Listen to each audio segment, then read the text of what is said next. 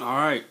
Next topic is overweight and obese youth in the U.S., preferably in the southern states.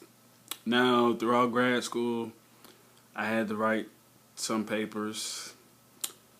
Me being in the fitness and health industry, I decided what else wouldn't be a good topic but to write about obesity and overweight. The reason why I chose the youth or adolescents for my focus group was because of the advancement of technologies and internet and video games, which basically makes daily life a lot more sedentary or stationary. So, doing some research, going to CDC, MetLife, and a couple other places, southern states had the highest cases or prevalence of overweight and obese youth. Most of these youth were minorities, i.e. African Americans or the Hispanic community. A lot of it was because of lack of knowledge or education. Some of it was from social and cultural reasons. A lot of it was from lack of resources. Also, rural areas. For example, Mississippi was a state that I did some research on. Texas, not too much of Alabama, Louisiana, South Carolina, North Carolina, a little bit of Georgia. But they all had one common thing. Rural areas, not necessarily poor neighborhoods, but lower income neighborhoods, and just the demographic area. Now, most people would think, and I used to think like this, oh, blame the parents, it's the parents' fault. But at the same time, the parents might not even know.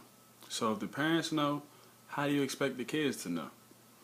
So I did some research and had to come up with, interventions and ways to get the education and get the knowledge out. Some of the solutions I came up with would be free screenings at the local hospitals, clinics, health centers, or even having doctors and dietitians and nutritionists and, people that are in the physical education realm come to the schools and just give some type of knowledge to the parents as well as the students, because any little bit can help. Another thing I found that was important when doing this research was the foods that the kids were eating while at school. A lot of sodas, a lot of junk food, which is full of nothing but sugar. And then 9 times out of 10, when they get home, mom and dad, especially in the southern states, they do a lot of soul food cooking. There's nothing wrong with that. Another thing I wanted to talk on about this topic is the social and cultural aspect of it. It also mentioned that a lot of this activity or habits were norms within this particular social group or culture, as far as, being accepted throughout the family, as far as, mom and dad have weight issues or, diabetic issues, and, their lifestyle, they don't really know no other way. So the kids are going to follow in mom and dad's footsteps. I mean, am I right? So a lot of that was another influence. Lack of resources could be, poor neighborhoods. Lower income neighborhoods where, a lot of healthy food choices are not present, as far as, your Subways, your Quiznos, your MyFitFoods. Most lower income neighborhoods have some type of fast food, liquor stores, unfortunately, just different outlets that don't provide the healthiest choices as possible.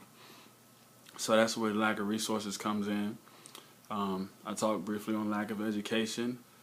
How I feel about this topic, I think that it's something that needs to be addressed a lot more than what it has been addressed.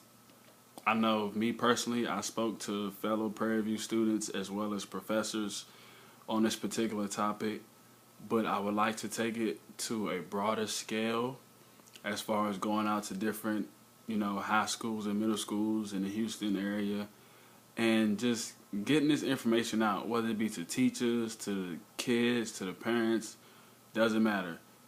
Somebody's willing to listen. So I took from doing this research that this problem can be fixed, completely fixed. Now, I don't know, but it can be fixed, and it can be small dents made in this as far as getting the education out, getting the material out, and trying to slow this process down. Also, I feel that if this process doesn't get slowed down, it can only get worse. And I say that because video games are steady improving. Video games are always going to come out. Technology is always going to advance.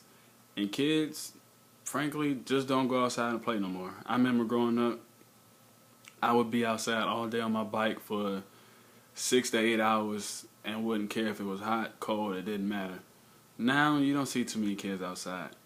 So I think just kids being physically active doesn't even have to be with a sport. Just getting out and going to the park, or, walking to the next neighborhood to play with your friends, or just being active and not being in front of a computer or in front of a TV.